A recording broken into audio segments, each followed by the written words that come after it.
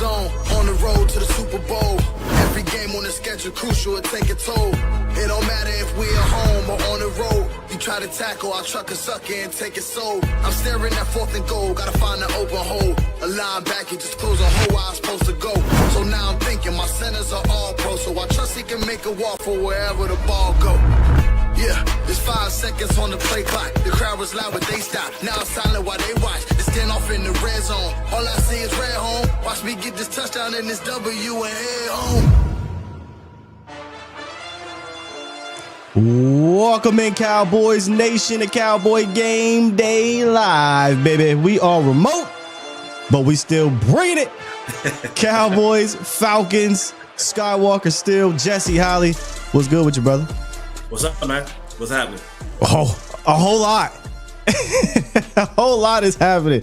It is, let me give a shout out real quick to Nix. He likes to coin the term "as the star turns." And I almost started this show off, but I didn't know if you knew about the theme song of "As the World Turns." I didn't know if you knew that theme song. See, growing up, my mom would make me record all the, come home from school, have to record the shows. So I know the "As the World Turns" theme song. But that's what we're living right now in Dallas. It's a soap opera. It is. I tweeted out the other day. I said that, forget the season. Let's just turn this thing into a Netflix series. Like, let's just make it a Netflix series. Like, from here on out, let's just do a 9-part Netflix series. And because the drama that the storylines of drama just continue to unfold week in and week out for the Cowboys. I just wish the drama level actually matched production level and win level, right? Because the production level is first team all pro. You know what I'm saying? Like the drama level is first team all pro, but the play is somewhere, the bottom part of trash. You feel me? So, rookie mode, absolutely. So, we've been around this thing long enough, man, that this team is just, at times I believe this is exactly what Jerry Jones wants. Did you see my tweet yesterday, my Bane tweet with Jerry Jones? No. Oh, yeah. I did see that. See that. Yes. The plan is going as expected. That's just kind of how I feel about this thing as well, brother. But good morning to my good people here, jumping in here for our Cowboys Game Day Live. As you see, we are not at Canvas Sports and Social, but that doesn't mean that you can't head down there. They're always still rocking live, good food, good action, good vibes. We just happen to be remote today. We will be back, so don't expect this every single week. It's just a one-off for the time being. But we do have a football game to get to. We will definitely get to the drama part of it. But let's kind of start off what we usually do when getting into the pregame show, and that's who will be active in this game and who will not be active. And that kind of is what started the whole drama yesterday. But out is Micah Parsons, which we knew on Thursday or Friday it was, as well as Deron Bland, both two Cowboys high-profile defensive players out. Jesse, we knew this was coming on Friday, though, so no surprise there, correct? No surprise at all. Trey Lance, emergency third quarterback, of course. Andrew Booth, he got whooped earlier in the season, and the Cowboys have lost many cornerbacks since, and they just said, nah, we cool. We're going to keep you in the booth. Like, that's just what they're doing. In addition to that, talks are that you're probably going to see a little bit more of Israel Mukuamu.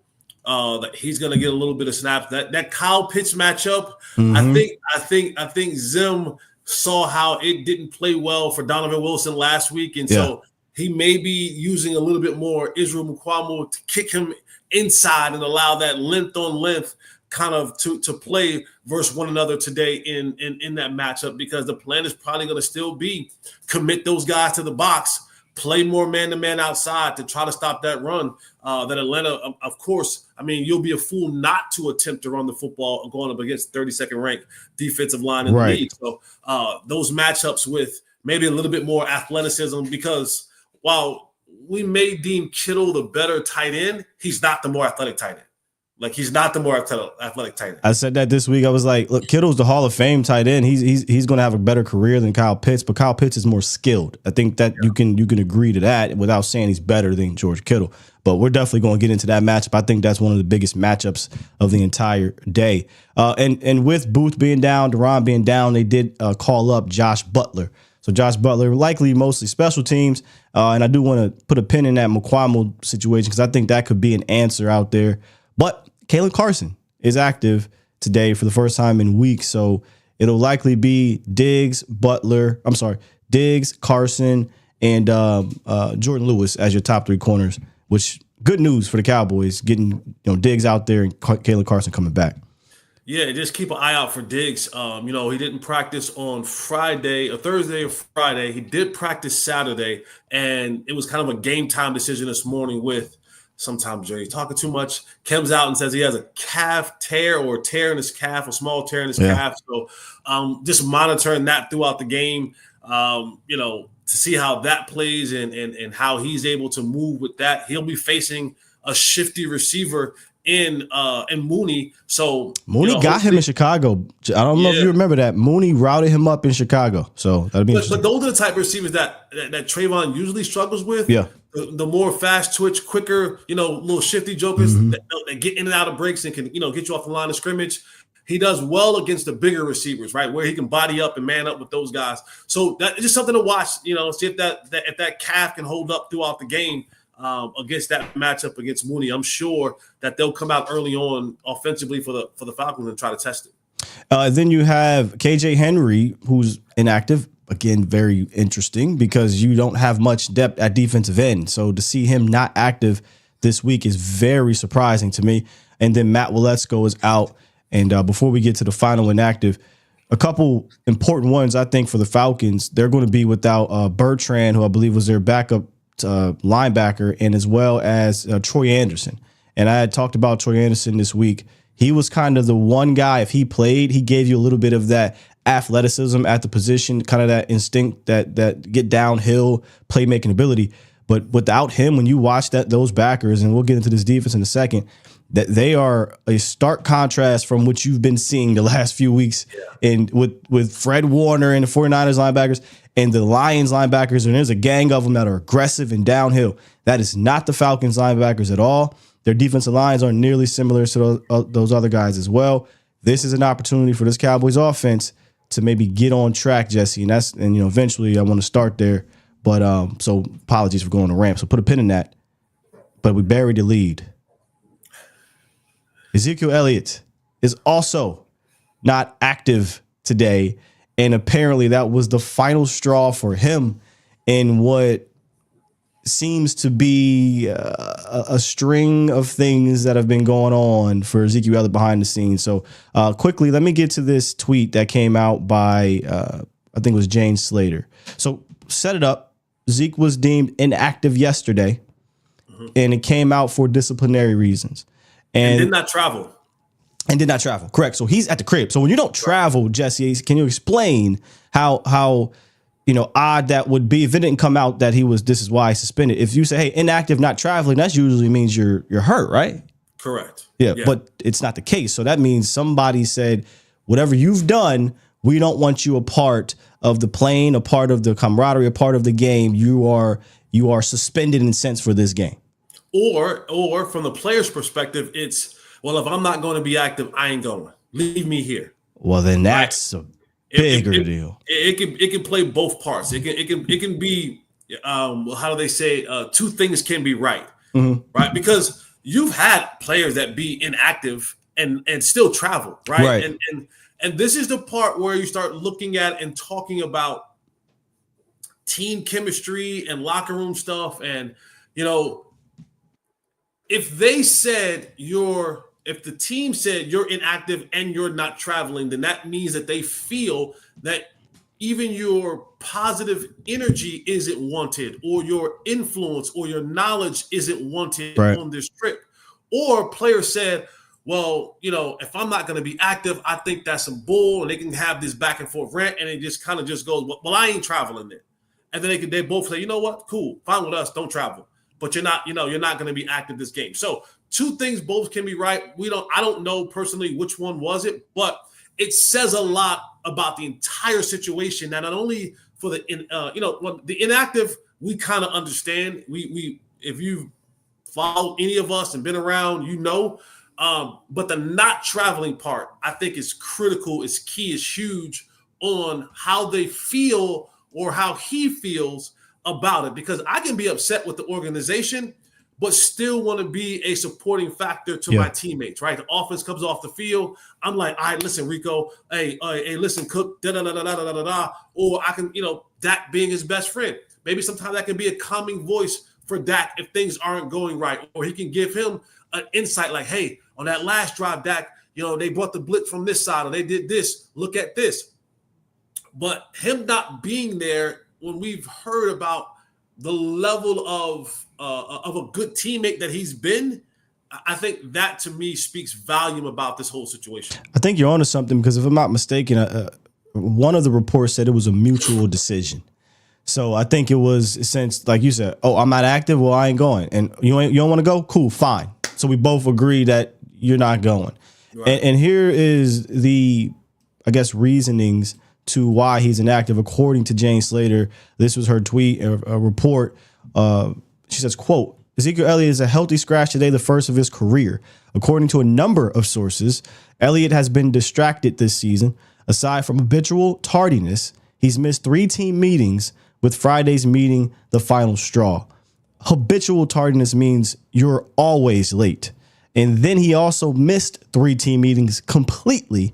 And that was the final straw on Friday. So he was not at the team meeting Friday. Both parties, here it is right here, decided it was best he didn't make the trip. So it was both of them there. Cook and Rico will be expected to carry the load this afternoon. That is a lot to unpack there, Jesse. You could spend an entire show on it. Just my thoughts here on this quickly. If you're always late, if you're missing team meetings, if you're missing a team meeting in a game that you could consider a swing game for your season, you are 3-4. You are needed. Everybody's available. We need everybody. I don't care if you're not on the field. Like you said, we need you to help in the meeting room. We need you to help on the sideline. This is it's a veteran group now because you got Cook there, but still, we need you there. We need everybody. If you've been like this all year, to me, that you are a part of the problem. I know a lot of people, include myself, I blame, Solari and I blame McCarthy. Like this is not a good offense. It's not a good scheme. It's not a good run scheme or whatever. And everybody wants to, look at Zeke and feel bad for Zeke. But let's be real. Zeke's not the guy he used to be. It is what it is. But you can't, again, the word I've been using all week is you can't compound the situation. For Dak Prescott, you can't compound the situation, turning the ball over, making boneheaded plays. Zeke, you can't compound the situation by being, to me, that's not being a good teammate. That's being a poor teammate. It's being a poor leader. And what does that say to the young men in the room? That's Ezekiel Elliott. If Zeke is doing it, Zeke can be late, Zeke can not show up, then what does that say for me? So if these reports are true, that's extremely concerning from Ezekiel Elliott and his camp. We'll find out a little bit more as days come out. But for me, not a good look for Zeke. And I don't know how you can go back to putting him on this team. But I know why, if he stays around, that is the case.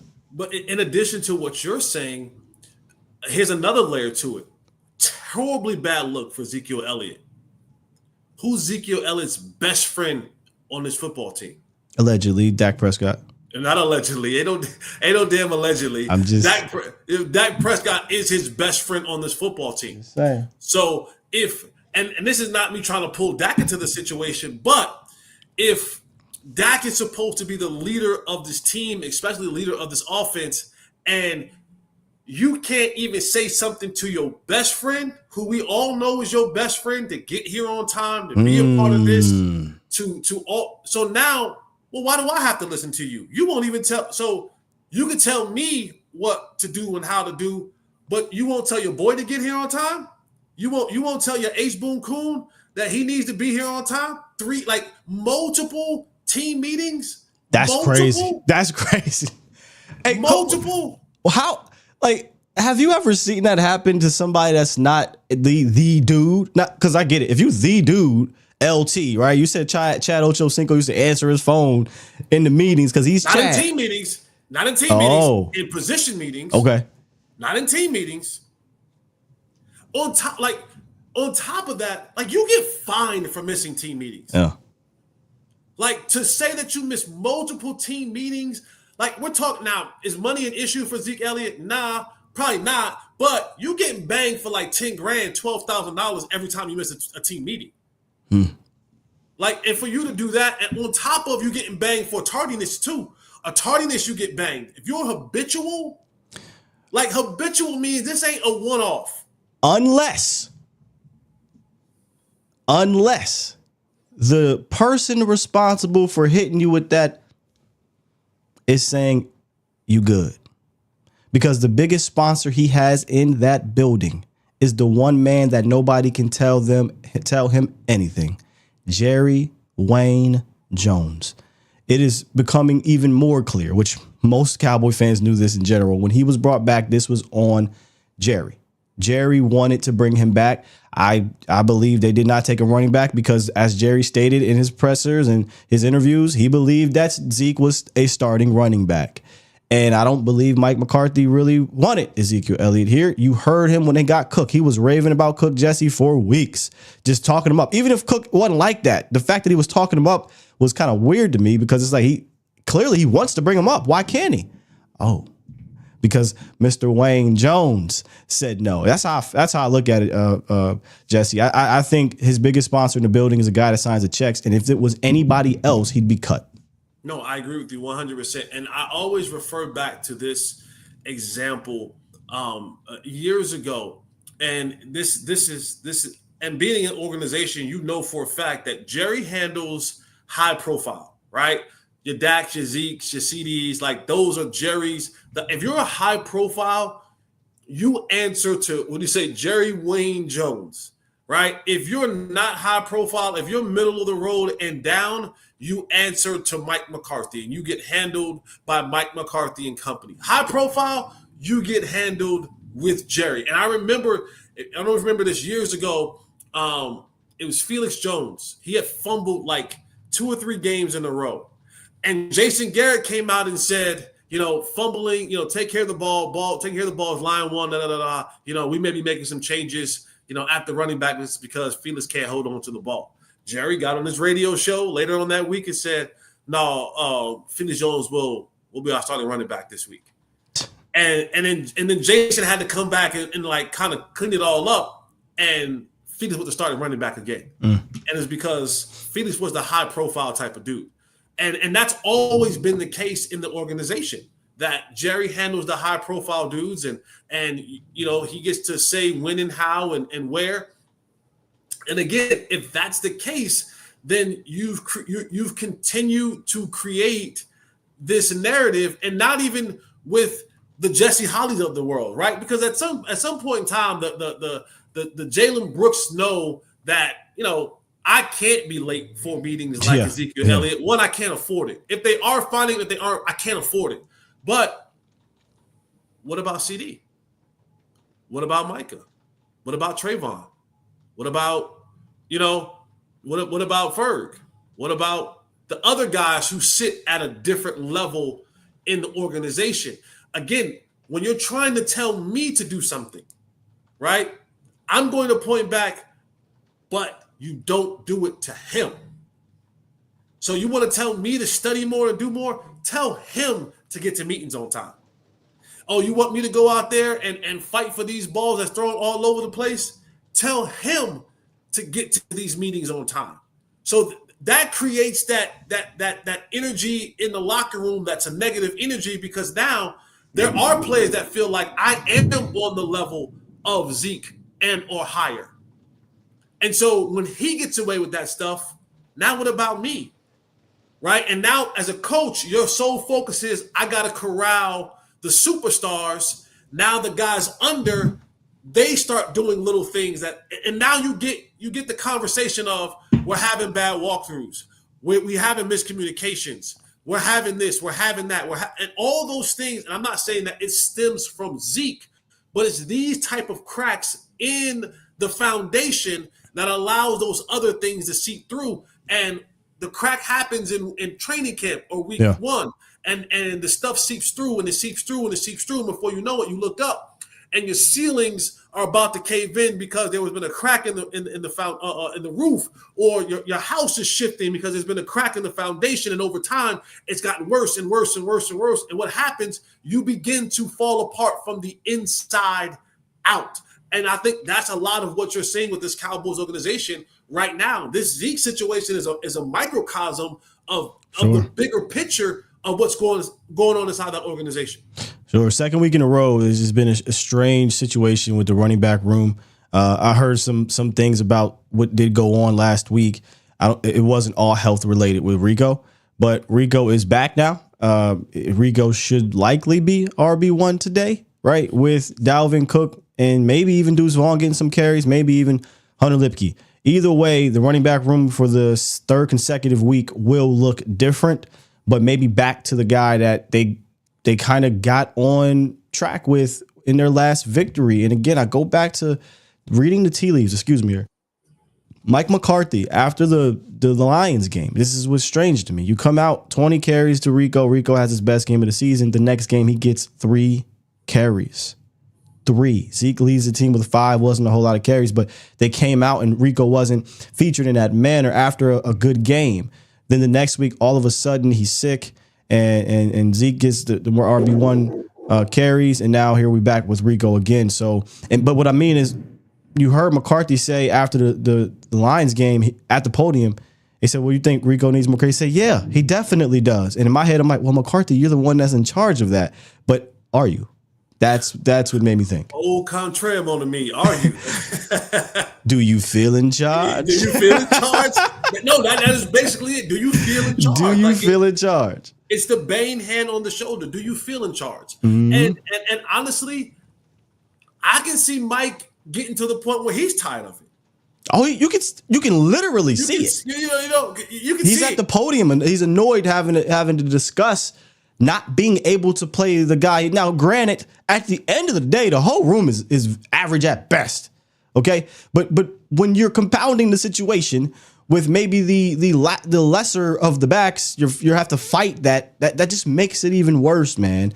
But if they should be able to get on track today, to bring it back to the Falcons game, this Falcons defense, and I'm going to use this term because I don't believe football players in the sense are soft, but it's one of the more softer defenses you're going to see this year. Meaning, we'll talk about the coverage. I think it's leaky. The front sevens, light, can push them around. I talked about the linebackers. I don't think these are instinctive, downhill, physical backers. These are more catchers. Jesse, I feel like, and you tweeted this out earlier in the week, if there's going to be a game for your offense to kind of figure this thing out, both pass and run, if you can't do it against the Falcons, it'll never be done. Yeah, I mean, against a formidable opponent. Now, will you be able to push around maybe the Panthers? Sure, right? That's a team that's probably less than what you are. But against a formidable opponent, it's now or never. Yeah. Like, it's now or never, because even with, Philadelphia coming down the pike and Washington coming down the pike and the Bengals coming down the pike, like, there's going to be games where you're just not going to have a more opportunistic situation against a formidable opponent to go out there and do something. But I do want to ask you a question. I kind of want to, question your question with a question. Sure. Because I saw the same thing. I'm like, Matthew Judon, he doesn't have the same juice that he once had. And then I'm like, there's major cutback lanes in this thing and all these type of things. But then as I'm watching it, I'm going throughout the week and I'm watching and I'm kind of reviewing and I'm going throughout the week and I'm like, man, does Atlanta defensively get to this point and they look up and they watch the same offensive film that we've watched for the last 8 weeks and go, hey, this might be a game we need to go real hard in. We could start, we could have our Adrian Claiborne game. We could have one of those games where I know that we only got 6 sacks total as a unit. Matthew Judon only got a sack and a half, but they look at the team and go, well, we could get right against this team.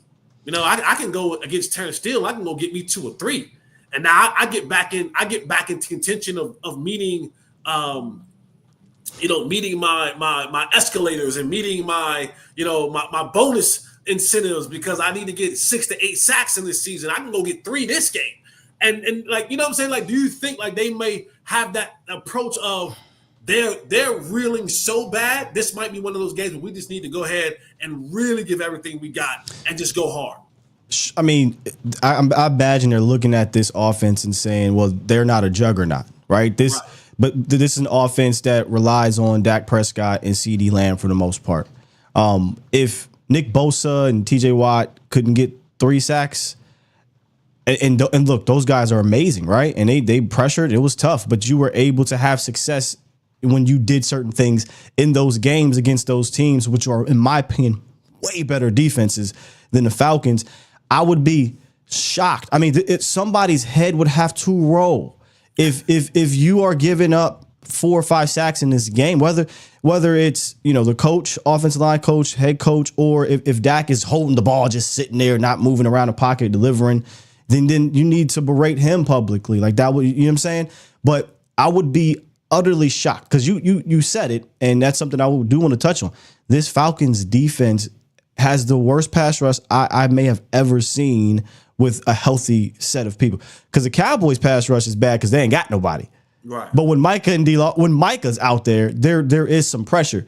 This team they're the lowest pressure rate in the league. They have the least amount of pressures, but the 13th amount of pass attempts. Think about that for a second. Teams throw on them the 13th most. They have the least amount of pressures. If you allow this team to tee off on you and have an Adrian Claiborne game, I'm benching the whole unit. I swear, hey Jesse, we turn this into Pop Warner real fast. Brevin Spanford, you 6'8", 290 pounds, you playing tackle. We sending a message. You understand? So I hear you. If I'm the Falcons, I'm looking at them like, yeah, let's do this. But if I'm the Cowboys, if I'm Terrence, this is a get right game for me because these boys can't tee off, right? So it might be a battle of bad units looking at each other like, oh, I got you today. No, I got you today. And we'll see who prevails, right? We'll see who prevails. But let me get into some past stuff, okay? Because you wide receiver. And I saw this statistic, prepping for the show where Dak Prescott is completing 46.5% of his passes against man this year, which is like a 20-some% drop from last year where he led the league. 66% completion against man. That is such a drastic difference that I think it's more than just, oh, so-and-so's not good this year. That's not the case. There's a lot more factors, in my opinion, to this. But what this team plays into your favor. They don't play a lot of man, Jesse. In fact, when studying this team, I don't think I've seen a team play less man, up until this point. So there's going to be a lot of areas to attack in this zone. I just think the Cowboys have to be creative in attacking it. But here's what I want to ask you from a receiver standpoint. When you're going into a game knowing that a team is going to play 80, 90% vision defense, do you feel better knowing, okay, I'm not going to deal with guys on my chest all day. I just got to find areas. Or you say, man, I got to worry about running into a sea of, 2 or 3 players and then my quarterback and me not being on the same page? No, from a zone aspect, you understand that there's windows, right? Yeah. Like that's the part that that's going to happen. Like, there's in zone for the most part, the answers are there, right? Like if this team is heavy cover 2, or this team is heavy cover 5, or this team is heavy cover whatever, like you go into the week saying we have a bunch of cover 2 beaters. And if we run these properly, that I'll have space in these open areas. Right now, I have to be able to take what we've supposedly been going to run all week long against these zone beaters, and hopefully that they get incorporated into the game. You know what I'm saying? Yeah. Like that's the thing about zone is like zone is an easier type of thing to beat because guys have to be at a certain place, right? Like hey, if they're in this coverage, this linebacker is going to get to this depth, turn and sit.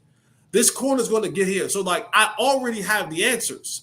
Unlike man, sometimes when you have man, he can play you inside, he can play you outside. You know what I'm saying? Like he could be in your hip pocket. He's going to, the unpredictability of where man is going to be. Then if they have a robber in this situation, they have a rat player, whatever may have you, that may be able to kind of steal some of these routes. But zone, I would prefer to go up against a zone because I know the answers. The answers are already there. Right. If they're in the cover point. 2. Here's where we're supposed to go. You know what I'm saying? Like if we call curl routes, that's gonna work in a cover 2 zone, right? Like so now I know if I have the curl route and the likelihood of me getting the ball is going to be either in this first window, I may have to slide a little bit more inside to that second window. So zone covers for me as a receiver I was more willing and happy to run zone coverage because all the answers were already there. We just had to call the right routes in that particular zone coverage, and he read it right. The quarterback read it right. Right now, my only other concern would be how Dak plays against zone. There you go. And I feel like, what are we running against it? Because you often say this a lot. We run a lot of man beaters and not zone beaters, right? And I watched the Kansas City Chiefs, and I have to stop doing this because I feel like every time I study an opponent, they play the Chiefs. Yeah. So I go watch the Chiefs, and I'm looking at these concepts, and I'm like, mesmerized. I do. I'm like, well, we can do this. And I'm like, wait. That's Andy Reid. These dudes they are totally different in their preparation, and that's Pat, right? These guys are totally different in their preparation. But when I watch what they do, it's not like this rocket science.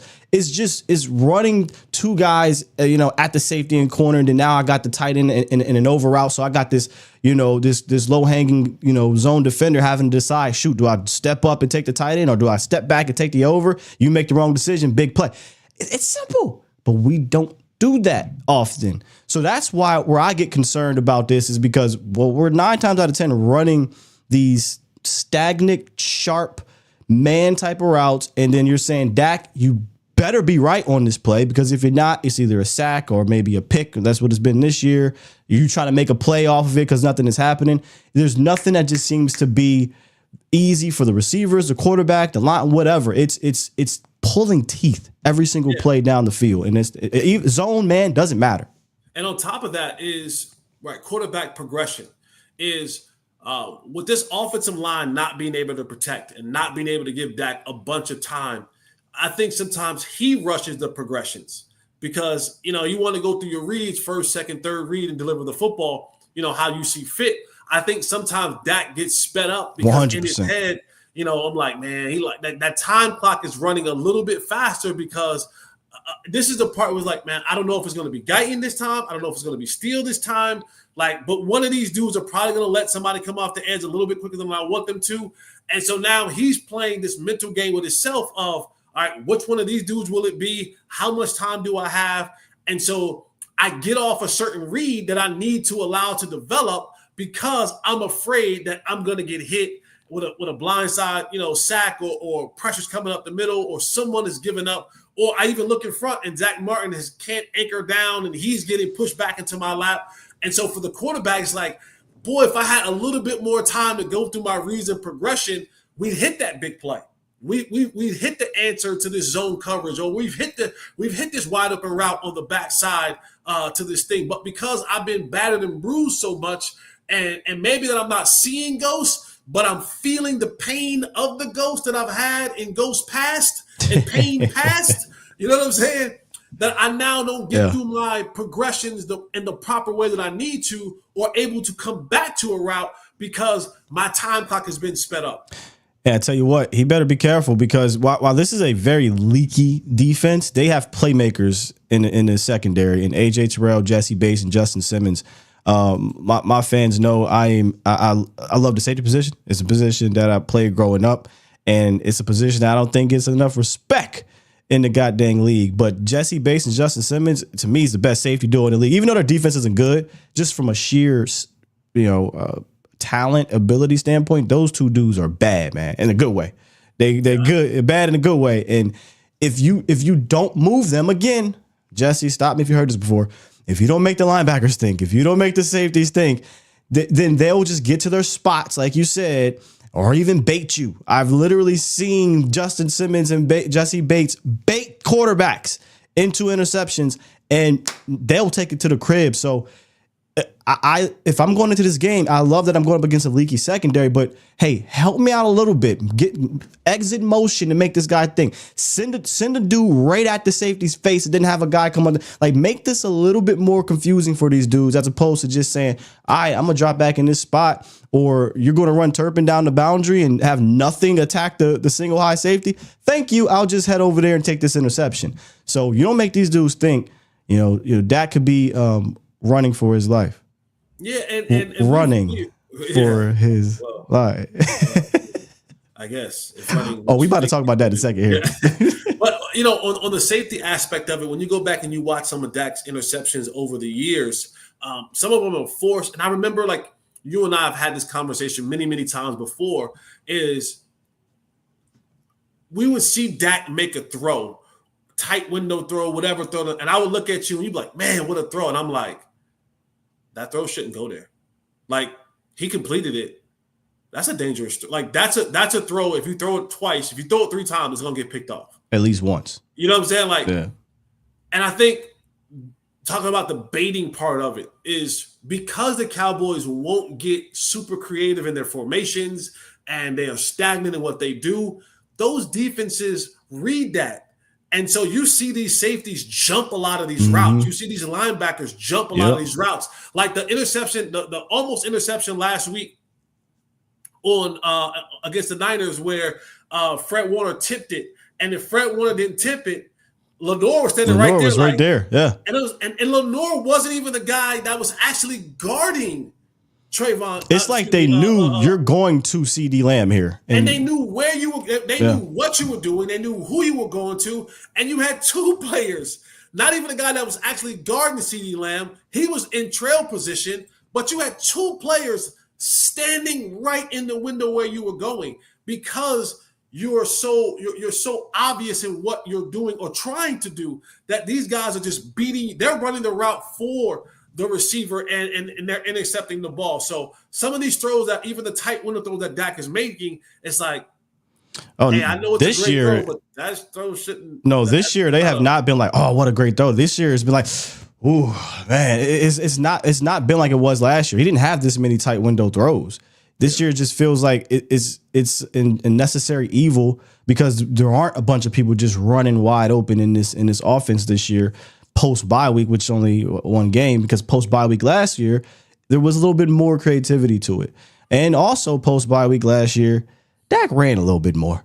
He was running around, and I think it's funny.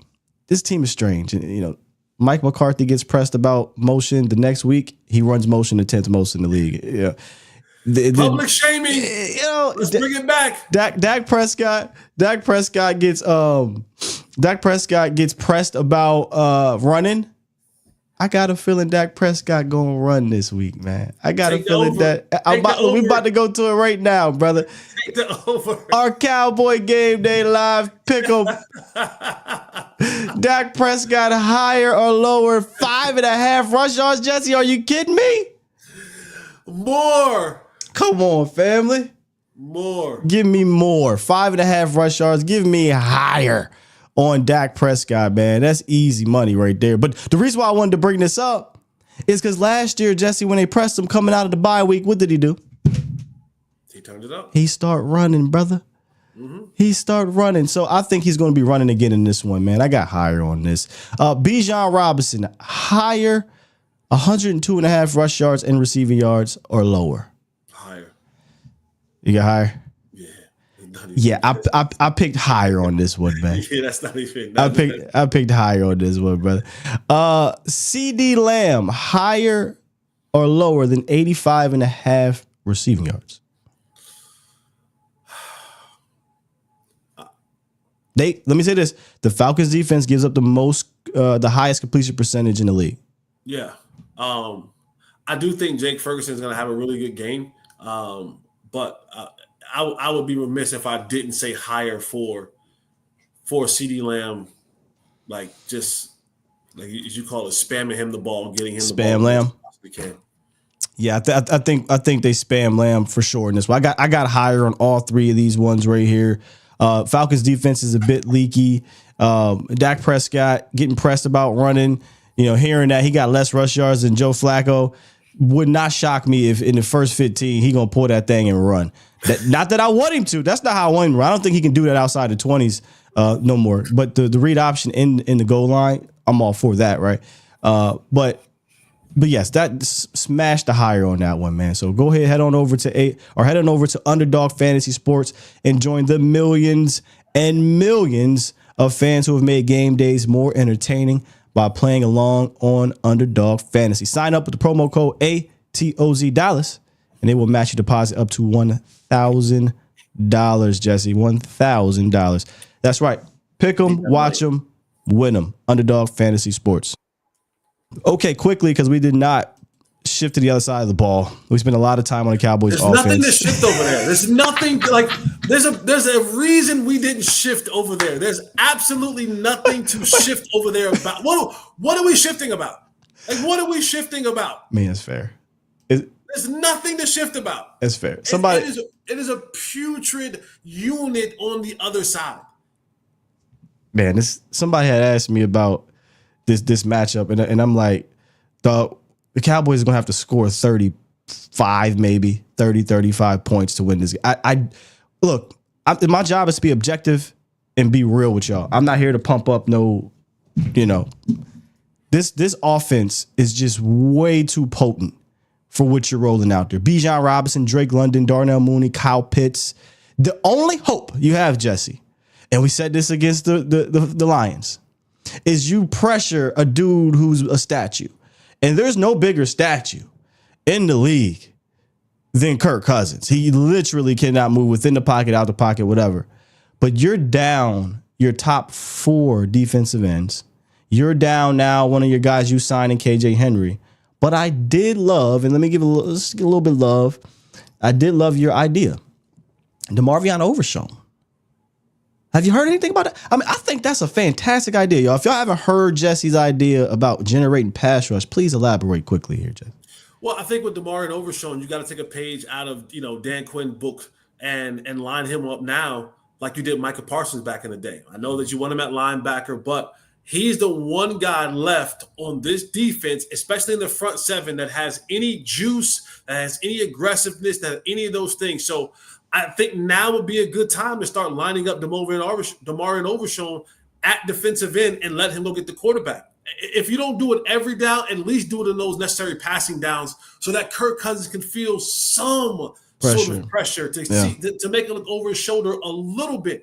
And when you think about just sheer talent, like to have that Micah Parsons effect where, this talent alone generates that sort of pressure, it's DeMarvion Overshown. Like, this is the one guy who I feel that can go and do it. And in dire times call for dire situations. And they're in a dire time. And you need to start pulling. You need to start pulling from every area you can to create some sort of pressure. So lining up the young fella and say, hey, I'm gonna line you up right here. Just go get the guy with the brown football in his hand and see if you can't bring him down. I tell you what, I also like the idea of using. I always believe that McQuamu should, if he wasn't going to play free safety, then they should put him out on the boundary at corner. I don't like him being a slot guy. So if they need help at corner today, Drake London, who's 6'4", you got, or 6'5", McQuamu 6'4". That's a physical, I don't want to say advantage, but you can match that physicality in that sense. I know people are saying McQuamu on Pitts. I like to see what Wanye could do in that situation. I think Wanye's more twitchier, more athletic, faster. I think he's their best cover safety. He just hasn't been given an opportunity to do it over and over again. It sounds like maybe something may happen though at the safety position today. So keep an eye on that. So if he gets a shot, he better make it count, right? But I do like Wanye or McQuamu potentially being an X factor in this game. Yeah, let me just make a quick comment to Jesus Shuttlesworth in the comments. Go back and check my Twitter. Those that were saying it last week and the week before that, I've been saying it for a month. So you can just go back and check that. I don't listen. If I take something from somebody, I give credit. But just go back and check out my shows and what I've tweeted. I've been saying this a little over 3-4 weeks now about DeMarvion Overshown being a guy that you use at the rush. I don't know why fans are like this, but I don't know. Either way, it's something the Cowboys, I think, should look into today, given their problems they have, man. All right, Cowboys Nation, it's time for Cowboys win if, and we'll just do win if. If they don't do it, they not winning, right? I mean, just be keeping it a meter. But go ahead, Cowboys win today if Jesse out. Man, Cowboys win today if I'm going to go to the Jake Ferg we wish factor. The Cowboys win today if Jake Ferg gets off. I think Jake Ferg, in addition to, I'm not saying leave out CeeDee Lamb, but I think he really needs to have, you talk about that safety play, but they have so many leaks in that secondary where you have the possibility for, I think they're going to be eyeing the Bates and the Simmons of the world. They're going to be eyeing trying to stop CeeDee Lamb.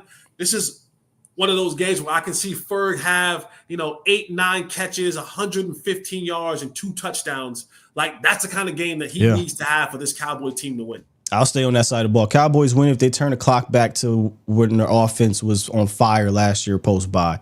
They'll have to be the offense that gets up on teams and helps their defense out, kind of like what the Falcons are doing lately, right? They get up, they score a lot of points. The Falcons defense isn't good, but they're able to play, coverage and get after it and get interceptions because they're making teams have to play catch up. So Cowboys win if their offense explodes today, pause. If not, this could get ugly, man. This could get ugly. Kickoff in a minute. Jesse Holley, Skywalker Still. This has been Cowboy Game Day Live, the pregame show. We will